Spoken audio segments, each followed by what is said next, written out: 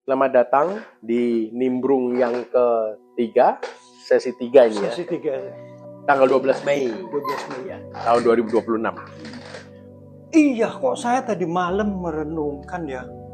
Itu nggak cocok namanya kalau dibilang 10 perintah Allah. Lebih cocok dibilang itu surat cinta Allah. Wow, oke, ini agak ekstrim. Karena Silakan begini, ditunjukkan. Allah udah tahu bahwa 10 perintah, kalau dibilang 10 perintah kan harus dilaksanakan. Manusia tidak sanggup. Lalu Betul, kenapa ya. Allah turunkan sebagai perintah? Jadi bukan perintah, manusia yang paradigmanya salah. Betul. Kalau saya rasa menurut begitu saya. ya. Karena apa? Pada saat itu kan bangsa Israel baru menang dari Amalek. Amalek ya. Nah, suku Amalek adalah turunan Esau, masih saudara dari Yakub. Itu kan bersaudara, artinya memerangi dirinya sendiri. Mereka perang memerangi dirinya sendiri. Dan bangsa Israel menang. Karena ada kerjasama dengan surga. Musa itu mengangkat tangan. Sehingga bangsa Israel menang. Artinya menang dari dirinya sendiri. Menang dari kedagingan.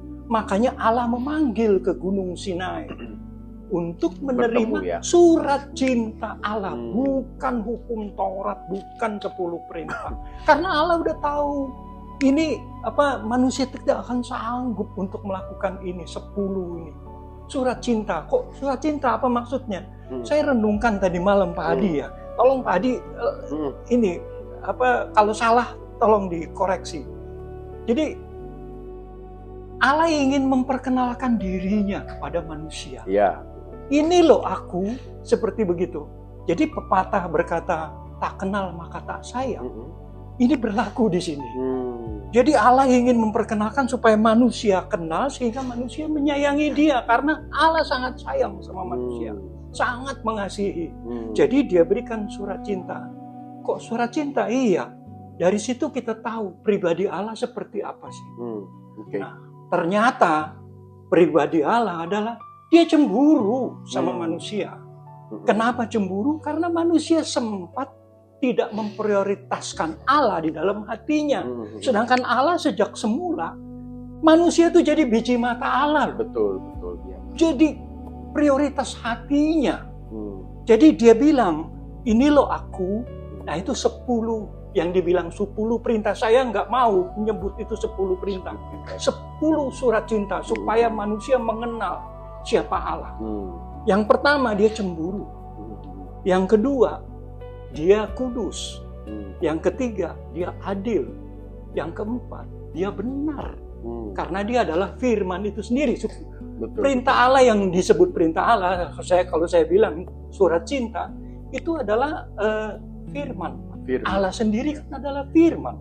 Yohanes 1 ayat 1, pada mulanya firman bersama-sama Allah, dan firman itu bersama-sama menjadi adalah Allah. Jadi Allah sendiri adalah firman. Dia beritahu ini loh aku. Nah, kalau boleh saya urut hukum surat cinta itu. Saya nggak mau sebut hukum Taurat mulai sekarang, Pak. Oke.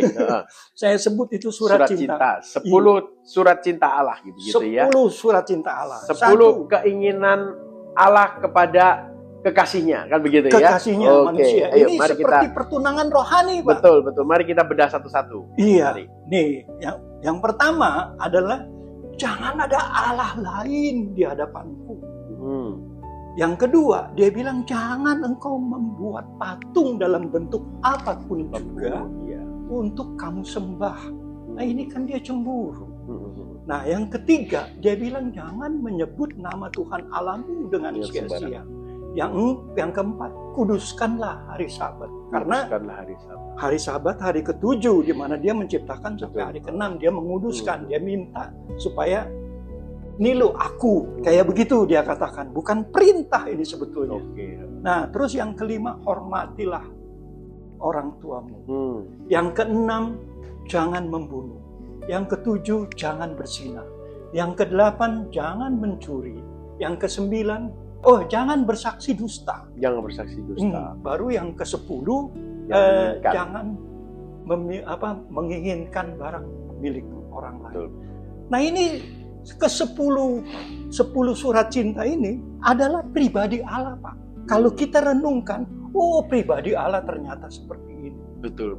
Dan yang hebatnya saya coba renungkan, pribadi Allah ini yang 10 surat cinta ini bermuara kepada satu pribadi yang menjadi manusia, yang Allah sendiri menjadi manusia, yaitu Yesus.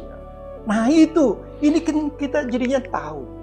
Nah Yesus sendiri dia menjadi manusia itu kan inisiatif Allah, inisiatif Yesus. Karena tahu bahwa manusia nggak sanggup melakukan seperti Allah itu, surat cinta itu. Jadi dia menjadi manusia, dia mati di kayu salib, dia menebus dosa manusia. Nah yang hari ketiga dia bangkit. Dia naik ke surga hari ke-40, tetapi dia kirimkan Roh Kristus. Roh yang menghidupkan. 1 Korintus 15 ayat 45 bilang begitu. Roh yang menghidupkan. Kalau Adam itu roh makhluk hidup, ini roh yang menghidupkan. Betul. Yesus. Nah, roh yang menghidupkan, dia menghidupkan kembali roh kita. Dan dia mau menyatu dengan roh kita. Setelah dia menyatu, maka ada aliran-aliran pribadi Yesus di dalam diri kita. Kalau kita ekspresikan aliran-aliran pribadi Yesus, itulah penggenapan surat cinta. Surat cinta. Jadi kembalinya ke surat cinta itu adalah, kalau saya lihatnya begini, Pak Oki. Jadi itu seperti kayak kita, contohnya ngomong sama anak kita gitu. Kamu kalau pergi sama temen boleh, tapi jangan sampai 9 malam ke atas. Jangan kamu pergi sama temenmu ke diskotik. Nah, terus juga jangan kamu misalnya pergi berdua saja dengan teman lakimu. Nah, seperti itu. Nah, apakah itu sebagai hukum yang akhirnya mengekang anak-anak kita? Ya enggak juga. Kita tahu bahwa hal itu adalah baik adanya. Mengapa? Karena kita orang tua. Kita tahu betapa jahatnya kadang-kadang orang-orang yang di sekeliling anak-anak kita ini. Belum tentu kan pikiran mereka itu baik. Ngajak ke diskotik hanya untuk merayakan ulang tahun. Belum tentu kan. Mungkin ada perihal motivasi lain. Ya kan? Namanya laki perempuan kalau masih muda, di dalam sebuah kamar atau di tempat-tempat yang tersembunyi, ya mungkin anak kita mungkin masih nggak tahu bahayanya hal-hal apa yang membuat itu berbahaya. Tepan kita sebagai orang tua yang sudah mengetahui segala hal dan juga kita udah hidup lebih lama dari mereka, kita tahu. Begitu pula saya rasa Tuhan juga tahu. Tuhan nggak mau kita mencuri. Itu bukan karena Tuhan itu jahat atau Tuhan nggak boleh kita menginginkan hal yang lain. Misalnya kita lihat mobil bagus, weh kok bagus ya mobilnya. Nah itu ya. Nah kemudian bilang, amin, aku percaya tahun depan saya naik mobil itu. Nah itu kan berarti menginginkan. Iya, sudah menginginkan. Nah, menginginkan. Dan Tuhan tahu menginginkan keinginan daging itu nanti berujung kepada maut. Betul. Iya. Nah, Tuhan tahu sebagai orang tua yang tahu akan apa yang terjadi jika kita terus menginginkan keinginan daging. Maka Tuhan itu memberikan seolah-olah seperti perintah, tapi bukan. Itu sebenarnya surat cinta kepada anak. Haleluya. Menyelesaikan supaya menjaga masa depan anak itu. Supaya anak itu tidak salah jalan. Kan nggak mungkin kalau orang tua yang normal itu minta anaknya itu supaya sayal jalan, terus supaya dia hidupnya nggak karu-karuan, kan nggak mungkin. Bukan hanya untuk kehormatan orang tuanya, kadang bukan, karena kasih itu jauh lebih besar itu. Karena kita tahu betapa dampak daripada kehancuran seorang manusia. Dan bukan hanya itu, kita sebagai kekasih Kristus yang percaya kepada Tuhan Yesus, kita tahu bila orang itu hidup dalam kedagingan dan hidupnya rusak, dan bila ada orang yang hidupnya mengakhiri hidupnya sebelum Tuhan mengizinkan, maka orang itu bisa ya masuk neraka, ya kan? Nah, oleh karena itulah Tuhan itu sebenarnya tidak memberikan surat cinta. Dan sekali lagi yang tadi Pak Oki bilang bahwa janganlah ada Allah lain daripadaku. Mengapa? Karena kita tahu bahwa kalau manusia itu keluar dari dirinya sendiri. Nah, oleh karena itu dia cemburu tuh, dia sedih kalau misalnya tiba-tiba kita bisa menyembah Allah lain yang dia pikir begini, loh, kamu itu loh jauh lebih hebat, kamu tuh jauh lebih tinggi, kenapa kamu harus menyembah roh-roh yang lebih kecil dari kamu? Nah, itu sebenarnya perintah itu sebenarnya seperti itu, Pak. Bayangkan kalau seorang raja punya anak, tetapi anaknya ini seolah-olah yaitu tadi suka bergumul dengan orang-orang yang di bawah penjahat-penjahat. Nanti apa kata-kata prajurit? Apa kata-kata raja-raja dari negara lain? Oh, pangerannya itu kacau, suka kumpul dengan penjahat-penjahat. Nah, jadi itu akhirnya membawakan martabat yang tidak baik. Nah, begitu pula Tuhan juga nggak mau kita itu menyembah roh-roh yang kecil, karena kita berasal dari Dia. Manusia itu adalah satu-satunya makhluk dari semua ciptaan yang diciptakan, yang dicatat dalam Alkitab ya, adalah satu-satunya makhluk yang keluar dari Allah itu sendiri. Haleluya. Ya. Kita bisa lihat di dalam Kejadian pasal 2, di sana dikatakan kan Allah menghembuskan nafasnya ke dalam. Jadi saya percaya yang perlu digarisbawahi ini adalah ke dalam. Itu bahasa Inggrisnya into. Into itu masuk. Jadi ketika Allah mengembuskan dirinya ke dalam, Allah sudah tidak ada di luar. Itu artinya into. Into itu memasukkan. Contohnya, kita ke rumah sakit, kemudian ada cairan infus yang dimasukkan lewat tangan kita biasanya. Kita bisa mengatakan cairan infus itu masuk into ke dalam tubuh kita. Nah, apakah masih ada cairan di atas? Di kantong itu nggak ada, semuanya udah masuk ke dalam tubuh orang pasien tersebut. Nah, begitulah artinya into atau artinya masuk. Jadi sebenarnya memang betul bahwa ketika manusia itu dimasuki oleh Allah, manusia itu bisa menjadi makhluk hidup karena dia punya kesadaran Allah. Dan ini tidak dipunyai oleh banyak-banyak makhluk lainnya.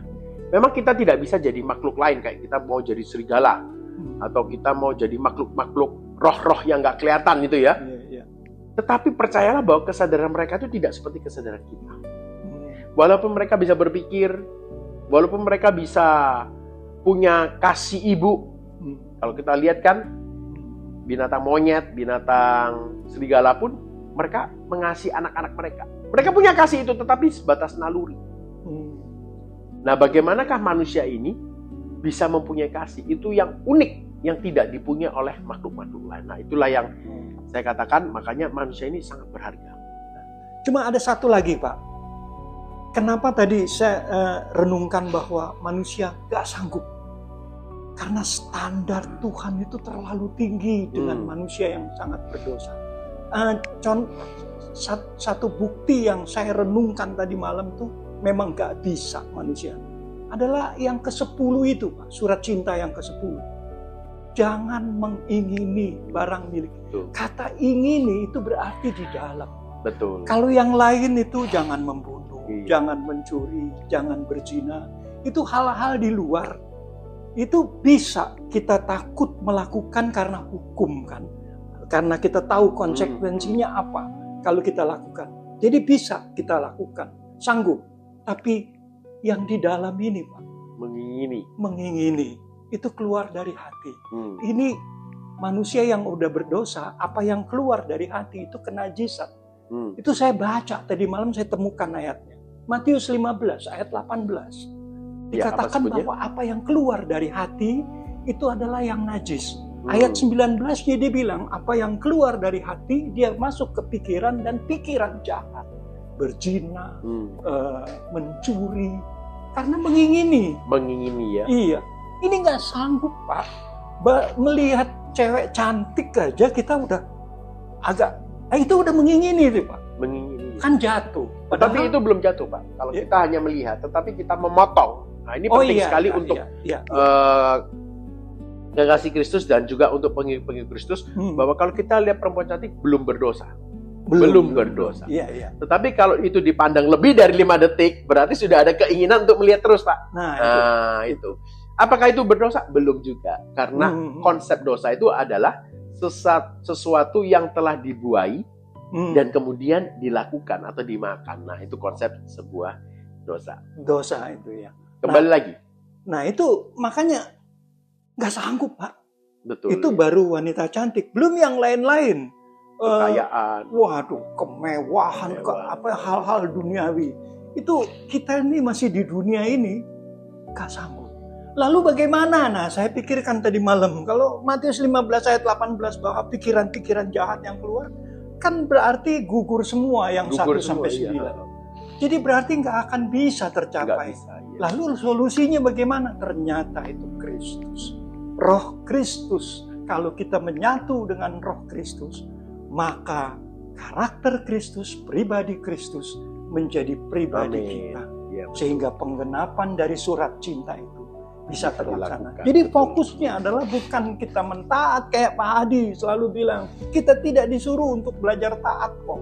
Kita disuruh untuk menyatu dengan Roh Kristus Betul. itu. Sehingga hasilnya taat memang. Betul. Tapi bukan ketaatan yang kita kejar. Betul, betul sekali.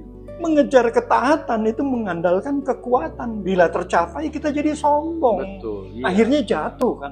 Betul sekali. Iya, betul. Tapi nggak mungkin tercapai juga dengan kekuatan sendiri. Nggak bisa. Itu. Karena ada namanya kekuatan hukum dosa yang melawan itu. Haleluya. Di dalam firman Tuhan dikatakan barang siapa yang ingin melakukan hukum Taurat, maka dia akan melawan namanya hukum dosa dan maut. Nah, Haleluya. itu dicatat itu di sana. Iya, iya, Ada iya. tertulis, Oh, barang siapa yang ingin melakukan hukum Taurat, dia akan berhadapan dengan hukum dosa dan maut. Jadi bukan hanya energi dosa dan maut, tetapi sudah melawan hukumnya. Tulisan yang keluar dari dan membentuk energi yang melawan insani itu sendiri. Haleluya. Itu susah dikalahkan. Iya, Karena iya. hukum dosa itu berbentuk hukum. Jadi otomatis suka tidak suka daging kita harus tunduk sama hukum itu. Itulah namanya tidak bisa dilakukan. Karena begitu kita lakukan dengan kekuatan daging, kita mau sok. Oh, saya nggak mau nonton yang nggak baik. Iya, Oh, iya. saya nggak mau berbohong. Oh, saya mau taat. Oh, saya mau hidup suci. Oh, mulai besok saya mau jadi orang Kristen yang sungguh-sungguh. Ketika kita membanggakan diri kita, saya mau, maka kedagingan yang muncul. Dan kedagingan itu langsung otomatis 100% tunduk sama hukum dosa dan maut. Haleluya. Jadi tidak mungkin bisa dilakukan Ya. kecuali seseorang itu mengatakan, oh Roh Kudus, engkau tahu bahwa aku nggak akan bisa melakukan ini. Tetapi aku tahu ada seorang yang sudah menggenapinya, yaitu Iya. Kristus. Iya, iya. Dan ajari aku, oh Roh Kudus, supaya bisa hidup dan tinggal di dalam Kristus. Sehingga aku boleh menggenapi semua hukum Taurat karena aku bersembunyi di dalam Kristus. Oh, luar biasa. Semakin terbuka saya ini, Iya. Pak. Iya, iya. Semakin terang dan jelas. Jadi yang penting itu adalah minta. Saya ulangi lagi, minta dan menyediakan ruang dan waktu untuk Roh Kudus bekerja. Caranya gimana? Ambil waktu-waktu dalam pekerjaan Anda. Misalnya Anda kerja 1 jam. Ambillah 5 menit, diam. Terus lihat ke dalam perut. Atau kalau Anda nggak suka lihat dalam perut, ingat Tuhan Yesus. Ingat aja Roh Kudus, ingat Bapak.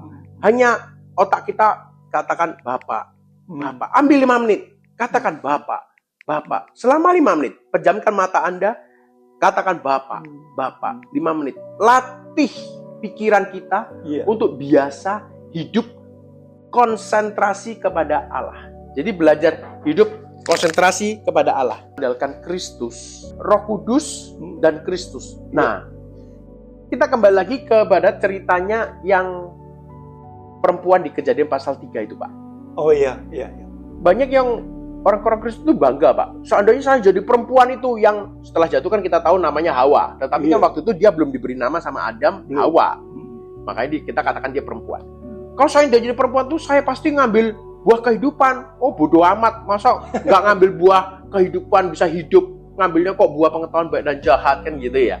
Kita boleh bangga. Tapi kalau kita perhatikan, melakukan perintah itu kan melakukan buah baik dan jahat. Sebenarnya kita tidak diperintahkan untuk melakukan hukum Taurat atau memakan pengetahuan baik dan jahat. Loh, terus maksudnya apa ini ya? Nah, maksudnya itu adalah kita disuruh makan buah kehidupan. Artinya apa? Hidup bersama-sama dengan Tuhan. Haleluya. Itu banyak orang Kristen nggak mau. Iya. Jadi artinya melakukan hukum Taurat atau memakan buah pengetahuan baik dan jahat itu adalah artinya mengambil otoritas atau meminta kuasa. Berapa banyak tuh orang Kristen minta, Tuhan, aku minta kaya, ya kan? Tuhan, aku minta gedung baru, ya kan? Tuhan, aku minta rumah yang besar, ya kan? Tuhan, aku minta diberkati, besok dapat tender-tender baru. Supaya apa tujuannya itu, Pak? punya mobil baru yang bagus, punya status jabatan yang lebih tinggi. Tujuannya cuma apa coba? Power. Balik lagi ke kuasa. Karena memang seorang perempuan atau manusia itu haus akan kuasa. Berapa banyak dari kita yang mau makan pohon kehidupan? Buah pohon kehidupan itu apa? Hidup bersama-sama dengan Roh Kudus. Jadi artinya buah kehidupan itu kehidupan kita dan kehidupan di Roh Kudus menyatu menjadi satu. Nah, itulah maksud saya tinggal di dalam Kristus, menyerahkan hidupmu di dalam hidupnya Tuhan Yesus atau hidupnya Roh Kudus, membiarkan kehidupan Roh Kudus merubah kehidupan kita. Nanti Pak, otomatis Tuhan ceritakan kepada saya begini. Otomatis ketika kita mau hidup di dalam kehidupan Roh Kudus dan Roh Kudus mengangkat kehidupan kita, otomatis kuasa itu akan diberikan berdasarkan seberapa dalam kita masuk ke dalam kehidupan Roh Kudus. Jadi misalnya kalau kita hidup di dalam Roh Kudus minus 10 misalkan, maka kita akan punya kuasa plus 10. Tapi ketika kita bilang, Tuhan, aku mau semakin dalam lagi di dalam Engkau, aku mau semakin menyatu dengan Engkau ya Bapak, kita jadi minus 30. Maka di dalam dunia roh kita itu plus 30. Pak. Jadi semakin dalam kita ke dalam Roh Kudus, semakin besar kuasa yang diberikan, yaitu pohon kehidupan tadi jadi plus 30. Jadi kalau pohon kehidupan itu minus 50, pohon pengetahuan baik dan jahat itu jadi plus 50. Jadi pohon pengetahuan baik dan jahat itulah power atau kuasa yang diberikan kepada orang-orang percaya untuk mengalahkan legalitas hukum nenek moyang yang disembah oleh nenek moyang orang itu, dan yang mengalahkan hukum dosa yang dilakukan orang ini sendiri, dan mengalahkan hukum kejahatan, karena kejahatan itu harus dibayar di dalam orang sendiri, dan bahkan mengalahkan segala hukum keturunan-keturunannya nantinya. Jadi kuat sekali, Pak. Jadi sangat-sangatlah beruntunglah kita ini manusia diberikan kesempatan untuk bisa sekali lagi, apakah engkau mau memakan buah kehidupan, yaitu artinya tinggal di dalam Kristus, memberikan hidupmu di dalam kehidupan Roh Kudus. Haleluya. Itu Pak. Itu artinya, Pak. Ada jalan keluarnya. Ada jalan keluar untuk kita semua. Jadi oleh karena itu, kalau kita sungguh-sungguh mau hidup di dalam Roh Kudus, nah di sanalah mulailah kita akan menjadi seperti yang Tuhan mau. Nah, apa itu? Kembali lagi kehendak Bapa cuma satu, yaitu merealisasikan atau mendirikan kerajaan Allah di atas muka bumi. Itulah yang paling penting yang harus kita ketahui. Ya kembali lagi yang seperti Bapak tadi bilang, melakukan surat cinta Allah, melakukan 10 surat cinta Allah itu tidak akan bisa dilakukan dengan diri kita, nggak bisa. Tetapi itu sudah dilakukan oleh Tuhan Yesus.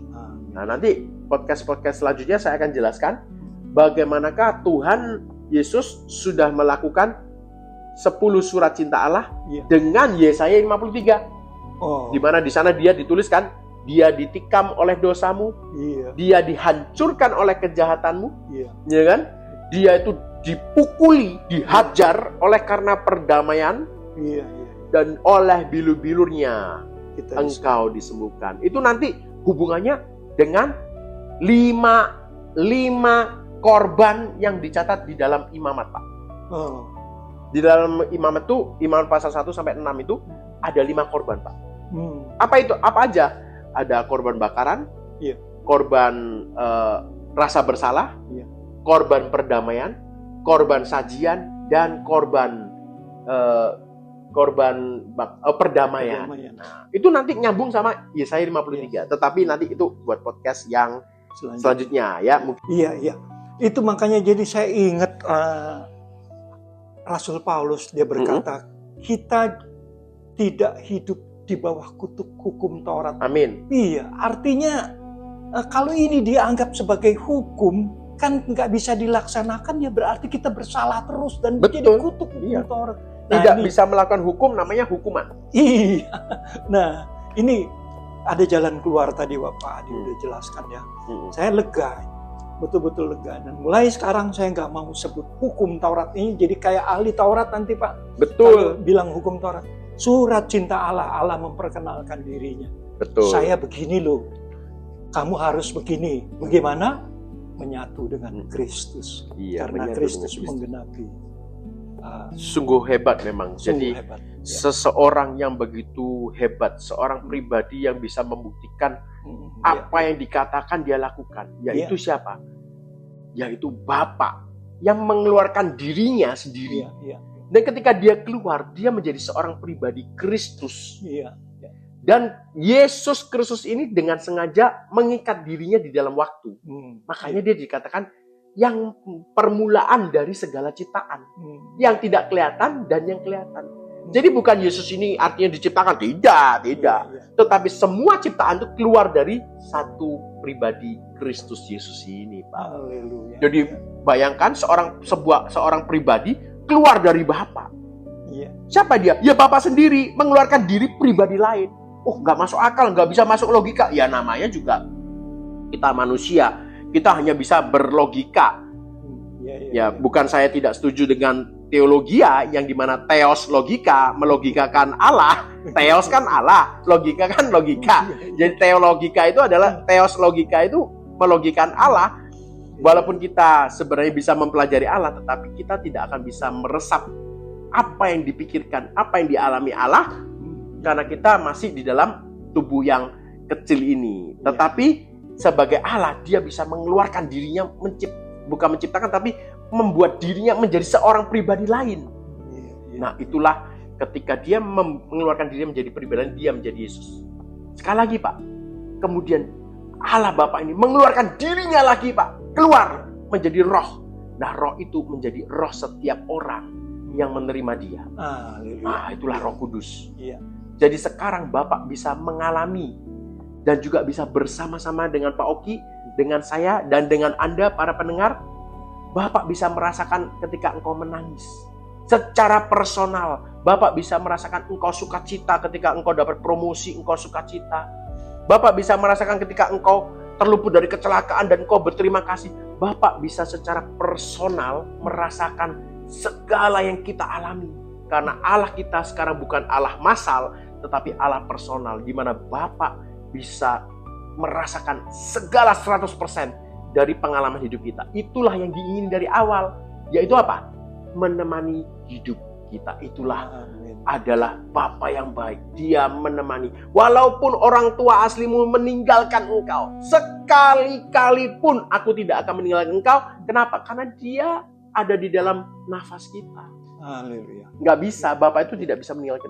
Apalagi sekarang dia sudah mempunyai roh yang dia menjadikan dirinya menjadi Roh Kudus yang tinggal dalam diri kita masing-masing. Sekarang kita tahu bahwa kita tidak pernah sendirian. Kemana kita pergi tidak pernah sendirian. Kita selalu berintimasi dengan Bapa. Itulah kehebatan kasih Bapa yang begitu besar. Itu Pak yang ditujukan sama Tuhan. Itu ya. Nah, terus mungkin bisa dijelaskan secara lebih lanjut lagi Pak. Dari hari ke hari cara hidup kita harus bagaimana supaya kita bisa menyatu terus dengan Roh Kristus yang masuk di dalam kita. Apakah kita harus bangun altar pribadi kita? Yang pasti ya ikuti ibadah-ibadah persekutuan. Jangan tinggalkan persekutuan. Itu udah pasti.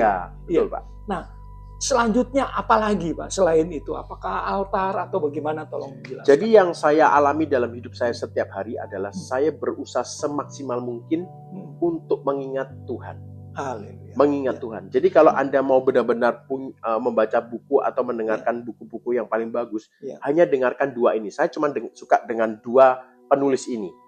Satu adalah namanya Brother Lawrence. Dia sudah meninggal Pak ya. Beliau almarhum. Tapi dia ini adalah seorang tentara.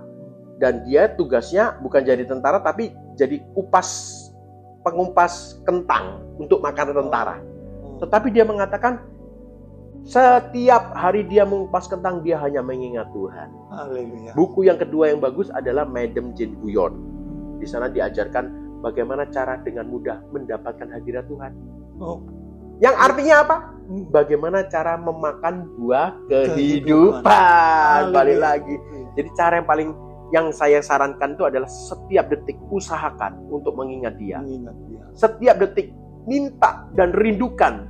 Katakan kepada Bapamu, Tuhan, berikan aku otoritas untuk mencintai Engkau.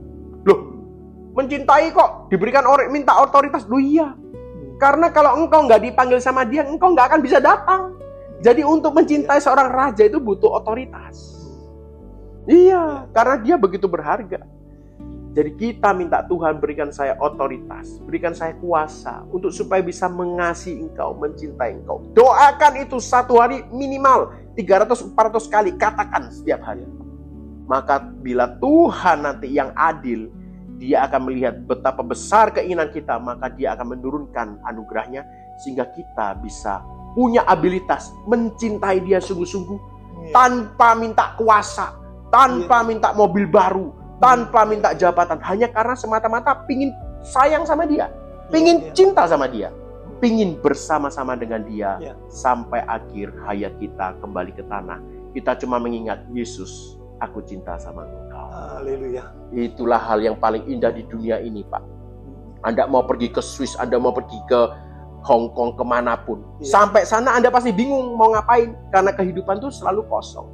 Tapi ketika engkau kemana-mana engkau membawa Yesus, mencintai Dia, hidupmu itu jauh lebih diberkati daripada orang yang terkaya di atas muka bumi. Haleluya.